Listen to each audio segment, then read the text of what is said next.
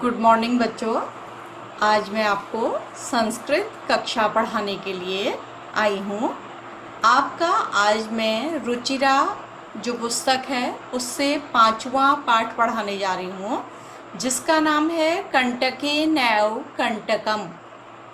बच्चों, जब मैं इस पुस्तक को डाउनलोड कर रही थी तो मैंने देखा कि इस पाठ का नाम अलग अलग पुस्तकों में अलग अलग भी है, लेकिन आपकी जो नई पुस्तक है उसमें इसका नाम कंटके नैव कंटकम है।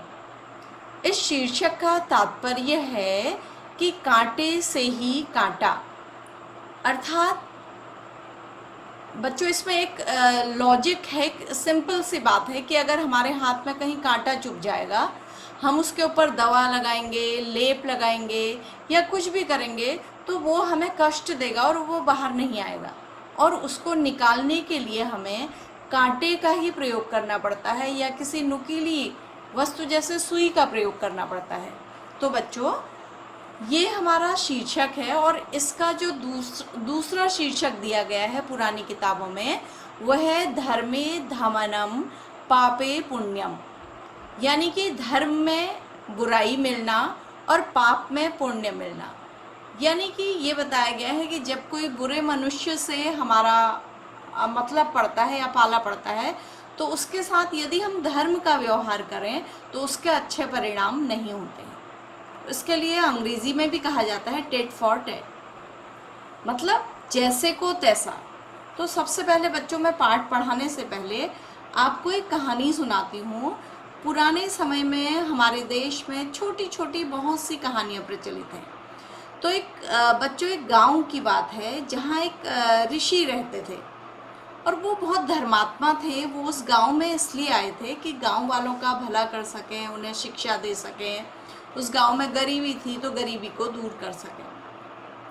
तो उन्होंने वहाँ खेती बाड़ी का काम किया, लोगों को शिक्षा देने का काम किया, और उनके काम को देखते हुए आसपास के लोगों ने उनकी मदद करना शुरू किया, जिससे उन्होंने गांव को बहुत अच्छा बना दिया। तो उन ऋषि के पास, उन महात्मा के पास थोड़ा बहुत धन रहता था जिसे वो जमा रखते थे अपने उस गांव के किसी भी विपदा के लिए या किसी गरीब के लिए या किसी व्यक्ति को शिक्षा के लिए बाहर भेजना हो तो कुछ धन रखते थे। तो एक बार वो तीर्थ को जा रहे थे तो उन्हें चिंता हुई कि वो धन को कैसे रखेंगे, क्योंकि उनके पास तो एक छोटी सी कुटिया थी। तो वो गांव में घूमे, उन्होंने देखा कि उस गांव में एक अच्छे बिजनेसमैन हैं, दुकानदार हैं, जिनकी बहुत अच्छी दुकान चलती है और जो धर्मात्मा भी हैं, पुण्य करते रहते हैं। तो उनके पास उन्होंने अपना सोना और धन रखवा दिया। तो उन्हें लगा कि सबसे सुरक्षित है इनके पास रखना, और वो चले गए तीर्थ में। जब वो 3 महीने के बाद तीर्थ से लौट कर आए तो उन्होंने सेठ जी से कहा, सेठ जी, मैं आपके पास कुछ सोना और धन छोड़ के गया था जिससे मुझे गाँव के कामों को आगे बढ़ाना है। तो सेठ जी तो मुकर गए, कहने लगे आप कैसी बात कर रहे हैं, आप एक ऋषि महात्मा हैं, आपके पास धन कहाँ से आया, आप तो मेरे पास धन रख ही नहीं गए। तो फिर महात्मा जी ने गांव के कुछ व्यक्तियों को बुलाया जिनके सामने उन्होंने धन रखा था। तो सेठ जी थोड़ा शक पकाए, तो उन्होंने कहा, ओ मुझे याद आया, आप एक थोड़ा सा धन रख गए थे पोटली में, उससे तो चूहे खा गए सोने को और आपके धन को भी, पैसे को भी। तो ऋषि को समझ में आ गया कि सेठ जी की नीयत अब ठीक नहीं है, वो उनका धन नहीं देंगे। तो वो लौट गए। उन्होंने बहुत सोचा, लेकिन उन्होंने सोचा कि उन्हें सबक सिखाना चाहिए। तो थोड़े दिनों बाद सेठ जी का बच्चा जो था वो घर से गायब हो गया। तो दौड़े दौड़े वो ऋषि के पास पहुँचे, महात्मा के पास। उन्होंने कहा, महात्मा जी, आप गांव के सारे दुख दूर करते हैं, सबकी मदद करते हैं, मेरी भी मदद करिए, मैं बहुत दुखी हूँ। तो उन्होंने कहा, क्या हो गया? उन्होंने कहा, मेरा बच्चा खो गया है, उसके बिना तो मेरा सब धन दौलत बेकार है, मैं उसके बिना नहीं रह सकता हूँ। तो ऋषि ने कहा, ओ मैंने देखा था, तुम्हारे बच्चे को चील उठा ले गया। तो सेठ जी ने कहा, कहीं बच्चे को चील उठा सकता है? तो ऋषि ने कहा, थोड़ी देर सोच लो, क्या नहीं उठा सकता है? तो जो बिजनेसमैन था, वो व्यापारी था, वो समझ गया कि ऋषि उसे उसी की बात का दंड दे रहे हैं। तो वो ऋषि के पैरों पर गिर पड़ा। उन्होंने कहा, मैं आपको आपका धन लौटा दूंगा, आप मुझे मेरा बच्चा लौटा दीजिए, क्योंकि वो समझ गए थे कि ऋषि ने गांव में किसी की सहायता से उनके बच्चे को कहीं छिपा दिया है। तो ऋषि ने उनके बच्चे को दे दिया और उन्होंने धन को दे दिया। तो देखिए बच्चों, ऋषि को भी, महात्मा को भी एक बुरे व्यक्ति के साथ बुराई से ही व्यवहार करना पड़ा और अपने धन को निकलवाना पड़ा। तो बिल्कुल ऐसी ही कहानी यहाँ पढ़ने जा रहे हैं, जिसमें एक जो व्याघ्र होता है, बाघ उसको कहा जाता है, उसकी कहानी है, जो एक शिकारी के साथ चालाकी दिखाता है और शिकारी किस तरह से उस बाघ के चंगुल से छूटता है। तो ये कहानी बच्चों एक लोक कहानी है, लोक कथा है, जिसे पंचतंत्र की शैली में लिखा गया है। पंचतंत्र की कहानी आपने पढ़ी है। पंचतंत्र की शैली का तात्पर्य होता है कि जानवरों की बातचीत में जीवन का सबक सिखाना। पंचतंत्र को तो विष्णु शर्मा के द्वारा लिखा गया है, लेकिन ये कहानी पंचतंत्र की नहीं है, उसकी तरह लिखी गई है। और ये मध्य प्रदेश के डिंडोरी जिले के प्रधानों के बीच, वहाँ रहने वाले लोगों के बीच बहुत प्रसिद्ध है। तो ये आपके सामने लिखा भी गया है, आप इसको पढ़िएगा। और इसमें ये बताया भी गया है कि संकट में पड़ने पर चतुराई एवं प्रत्युत्पन्न मतित्व से उससे निकला जा सकता है। प्रत्युत्पन्न मतित्व का मतलब होता है कि उसी समय कोई कठिनाई हम पर आती है तो उसका समाधान कैसे निकाला जा सकता है, उसके बारे में एकदम से सोच लेना। तो ऐसी ही ये कहानी है। आइए अब मैं एक एक शब्द करके इसका अर्थ आपको पढ़ाऊंगी। मैंने आपको शब्द अर्थ भेजे थे, आपने लिख लिए होंगे। और जो आज आपको लिखित काम करना है बच्चों, वो शब्द अर्थ लिखने हैं सबसे पहले। और इस पाठ का जितना अर्थ मैं आज की इस क्लास में बताऊंगी, उसको अपनी कॉपी में लिख लेना होगा। और वो अर्थ भी मैं आपके लिए भेजूंगी, अनुवाद में आपकी कक्षा के साथ अटैचमेंट्स में मैं वो अनुवाद आपके लिए भेज दूंगी। तो हम आरंभ करते हैं कहानी को। एक एक शब्द करके मैं अर्थ बता रही हूँ, उसके पश्चात हम लोग इसके अनुवाद को करेंगे। आसीत, था, कश्चित, कोई, चंचलो, चंचल, नाम, नाम का, व्याधः, शिकारी। चंचल नाम का कोई शिकारी था। पक्षी, मृग आदि नाम, 3 शब्दों के संयोग से बना है ये।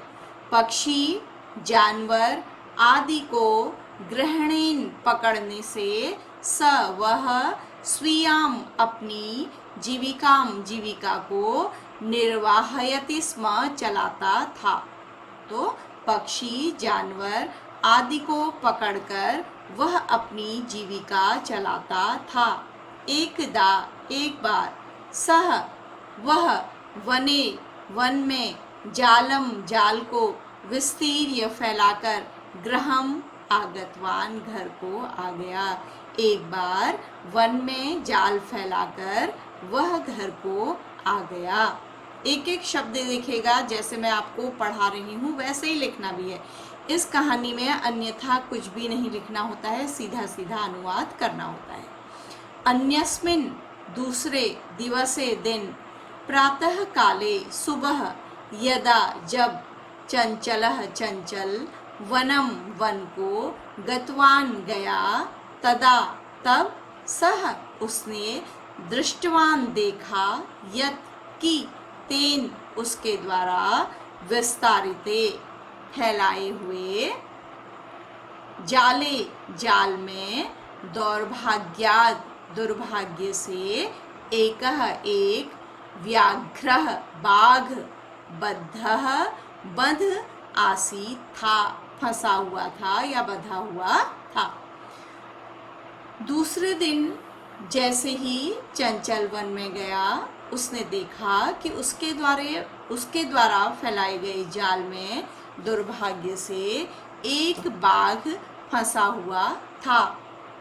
सह अचिंतयत, यहाँ आपको दिख रहा होगा सो अचिंतयत। बच्चों ये संधि से हो जाता है। उसने सोचा, ये जो एस का साइन है इसे हम संस्कृत में अ पढ़ते हैं, ये आपने 6 और 7 में सीखा भी होगा। तो उसने सोचा, व्याघ्रः, बाघ, माम, मुझे, खादिष्यति, खा लेगा, अतएव, इसलिए, पलायनम, भाग, करणीयम, कर लेना चाहिए, पलायन कर लेना चाहिए। तो उसने सोचा बाघ मुझे खा लेगा, इसलिए मुझे यहाँ से दूर चले जाना चाहिए।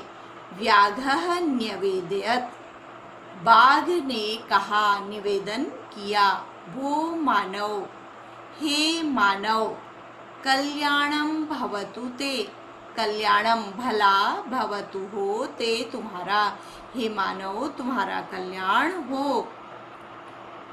यदि यदि तुम माम मुझे मोचयिष्यसि छुड़ा दोगे, तरही तो अहम मैं त्वाम तुम्हें न नहीं हनिष्यामि मारूंगा। तो बाघ ने कहा कि हे मानव तुम्हारा कल्याण हो, यदि तुम मुझे छुड़ा दोगे तो मैं तुम्हें नहीं मारूंगा। तब वह बाघ व्याधः शिकारी व्याघ्रम बाघ को जालात जाल से बही बाहर निरसार्यत निकाल देता है। तब वह शिकारी बाघ को जाल से छोड़ देता है। व्याघ्रः बाघ क्लांतः थका हुआ आसीत था, बाघ थका हुआ था। सह अवदत, मैंने पहले भी बताया था, सो अवदत लिखा है, ये अलग अलग शब्द हैं तो ये अलग करके होंगे। सह अवदत, वह बोला, भो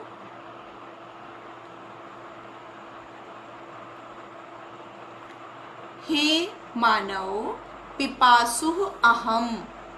तो बाघ शिकारी से बोला, हे मानव मैं प्यासा हूँ, नद्याः नदी से, जलम आनीय जल लाकर, मम मेरी, पिपासाम पिपासा को या प्यास को, शमय मिटाओ। तो नदी से जल लाकर मेरी प्यास को मिटाओ। व्याघ्रः बाघ ने, जलम मतलब इसका मतलब है कि शिकारी जो है वो जल ले आया होगा, ये बीच में नहीं बताया गया है, ठीक है। तो शिकारी नहीं, सॉरी बच्चों, बाघ जलम जल को, पीत्वा पीकर, पुनः फिर से, व्याधम अवदत शिकारी को कहता है या बोला, शांता शांत हो गई, मेरी पिपासा प्यास, मेरी प्यास शांत हो गई। सांप्रतम अब, बुभुक्षितो भूखा अस्मि हूँ, अब मैं भूखा हूँ। इदानीम इस समय, अहम मैं, त्वाम तुम्हें, खादिष्यामि खाऊंगा, अब मैं तुम्हें खाऊंगा। चंचलः उक्तवान, शिकारी का नाम क्या था बच्चों, याद है, चंचल। तो चंचल बोला, अहम मैंने, त्वत्कृते तुम्हारे लिए, धर्मम धर्म का, आचरितवान आचरण किया, मैंने तुम्हारे लिए धर्म का आचरण किया। त्वया तुम्हारे द्वारा, मिथ्या झूठ, भणितम बोला गया, तुम्हारे द्वारा झूठ बोला गया। तुम माम मुझे, खादितुम खाने की, इच्छसी इच्छा रखते हो। तो क्या हुआ बच्चों, जैसे ही उसने बाघ को छोड़ा, उसके लिए पानी लाया, उसकी प्यास बुझी, तो वो किसको खाने को तैयार हो गया, शिकारी को खाने को तैयार हो गया। यानी कि उसने पहले जो वादा किया था उसको वो क्या हो गया, भूल गया, ठीक है। अब हम अगले पैराग्राफ में आते हैं। आपको ठीक से कहानी समझ में आ रही है? तो देखिए, व्याघ्रः अवदत्, बाघ ने कहा, अरे मूर्ख, धर्मे धमनम, धर्म में धक्का लगता है, पापे पुण्यम, पाप में पुण्य होता है, ऐसा। पृच्छ कमपि, किसी से भी पूछ लो। तो बाघ जो था उसे खाने की इच्छा थी, इसलिए जो अच्छी चीज नहीं थी, अधर्म था, उसे भी वो क्या बता रहा था, सही बता रहा था। तो उसने कहा, अरे मूर्ख, धर्म करने में धक्का लगता है और पाप करने से क्या मिलता है? पुण्य होता है। पृच्छ कमपि, किसी से भी पूछ लो। तो उसने शिकारी से कहा, तुम जाकर जंगल में किसी से भी पूछ लो। चंचलः, चंचल।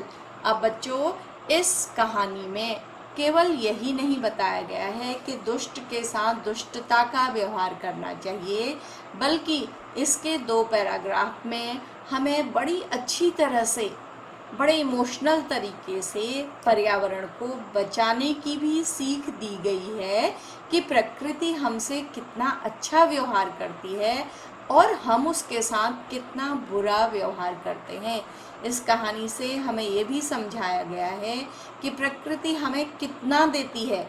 जिस तरह से शिकारी ने बाघ की रक्षा की, तो इसी तरह से प्रकृति हमारी रक्षा करती है, हमें पोषित करती है, लेकिन हम प्रकृति को क्या पहुंचाते हैं? नुकसान पहुंचाते हैं। और आज के सिनेरियो में बच्चों, जो आज दृश्य चल रहा है कि प्रकृति हमारे लिए इतना करती है और हमने प्रकृति को प्रदूषित किया, और आज हम इस तरह से महामारियों से या पर्यावरण प्रदूषण की कई परेशानियों से जूझ रहे हैं। तो आज इस कहानी का और भी महत्व हो जाता है। तो बच्चों देखिए और इसको सीखिएगा भी कि नदी और वृक्ष हमसे क्या कहना चाहते हैं। चंचलः, चंचल ने नदी जलम, नदी के जल से अपृच्छत पूछा। ये अपृच्छत जो है ये भूतकाल में है बच्चों। तो चंचल ने नदी के जल से पूछा। नदी जलम अवदत, नदी का जल बोला। एवं एव भवति, ऐसा ही भवति होता है। जनाः, लोग, मई, मुझ में, स्नानम कुर्वन्ति, स्नान करते हैं। वस्त्राणि, वस्त्रों को, प्रक्षालयन्ति, धोते हैं। प्रक्षालयन्ति बोलना भी सीखिएगा बेटा, धोते हैं। तथा च, और बच्चों च जो होता है अपने शब्द से पहले उसका अर्थ आता है, ये याद रखिएगा। और मल मूत्र इत्यादि विसृज्य, छोड़कर, निवर्तनते, चले जाते हैं। तो नदी क्या कह रही है कि लोग मुझे प्रयोग करते हैं अपने काम के लिए और मुझ में गंदगी छोड़कर क्या हो जाते हैं? चले जाते हैं। अतः, इसलिए, धर्मे धमनम, धर्म में नुकसान होता है, और पापे पुण्यम भवति, पाप ही पुण्य होता है, पाप में ही पुण्य मिलता है। तो नदी क्या कह रही है कि लोगों को धर्म में धक्का लगता है, उन्हें नुकसान होता है, और पाप करने में क्या मिलता है? पुण्य मिलता है। तो इस तरह से ये, इसके बाद जो पैराग्राफ है वो वृक्ष क्या कहता है मानव से, वो देखिएगा, वो बताया गया है इस कहानी के माध्यम से। चंचलः, चंचल ने वृक्षम, वृक्ष के, उपगम्य, पास जाकर, अपृच्छत, पूछा। वृक्षः अवदत्, वृक्ष बोला। मानवाः, मानव, अस्माकं, हमारी, छायाम, छाया में, विरमन्ति, बैठते हैं। बच्चों मुझे लग रहा है कि आपकी जो आपका पाठ है उसमें ये लाइन नहीं है, धर्मे धमनम पापे पुण्यम भवति। इसकी जगह पर है कि लोग, सभी लोग, सर्वे स्वार्थम इच्छन्ति, सभी अपना स्वार्थ चाहते हैं। तो जो आपकी बुक में होगा, इसमें जो मैंने डाउनलोड किया है ये वर्जन है कि धर्मे धमनम पापे पुण्यम। शायद आपके में ये नहीं होगा, आपके में होगा कि सर्वे स्वार्थम इच्छन्ति, सभी स्वार्थ चाहते हैं। तो इस लाइन को आप बदल लीजिएगा, और जो मैं अनुवाद भेज रही हूँ वो सही भेज रही हूँ बच्चों, ठीक है। तो आगे भी हम यही करेंगे कि यही अनुवाद करेंगे कि सभी अपना स्वार्थ चाहते हैं, ठीक है। तो चंचलः, चंचल ने वृक्ष के उपगम्य पास जाकर अपृच्छत, पूछा। वृक्षः अवदत्, वृक्ष ने कहा, मानवाः लोग, अस्माकं हमारी, छायायाम छाया में, विरमन्ति विश्राम करते हैं, बैठते हैं, अस्माकं हमारे, फलानि फलों को, खादन्ति खाते हैं, पुनः फिर, कुठारेः कुल्हाड़ी से, प्रहृत्य लाकर, अस्मभ्यम हमारे लिए, सर्वदा कष्टम ददति हमेशा कष्ट देते हैं। पहले हमारे फलों को खाते हैं, फिर कुल्हाड़ी से कुल्हाड़ी लाकर हमें हमेशा कष्ट देते हैं। यत्र कुत्रापि, जहाँ कहीं भी, छेदनम कुर्वन्ति काट देते हैं। और फिर लाइन होगी, सर्वे स्वस्वार्थम इच्छन्ति, सभी लोग अपने स्वार्थ को चाहते हैं। इस लाइन को आप यहाँ नहीं पढ़ेंगे, ठीक है। मतलब इसका भी यही है, लेकिन आपको अलग लाइन पढ़नी है या लिखनी है, ठीक है। तो वृक्ष ने क्या कहा कि लोग हमारा प्रयोग करते हैं और उसके पश्चात हमें कुल्हाड़ी से काटकर कष्ट देते हैं। मतलब क्या कहा कि हमारा प्रयोग कर लेते हैं और फिर हमारी परवाह नहीं करते हैं।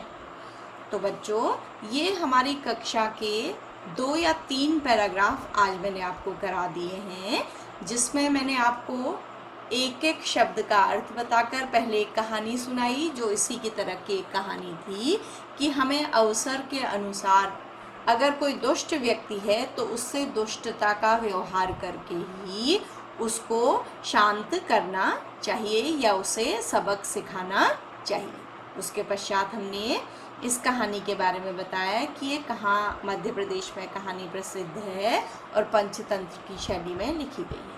फिर मैंने आपको इसका अनुवाद कराया। अब इसके बचे हुए भाग को हम अपनी अगली कक्षा में पढ़ेंगे। तब तक आप आज का लिखित काम पूरा कर लेना। थैंक यू बच्चों।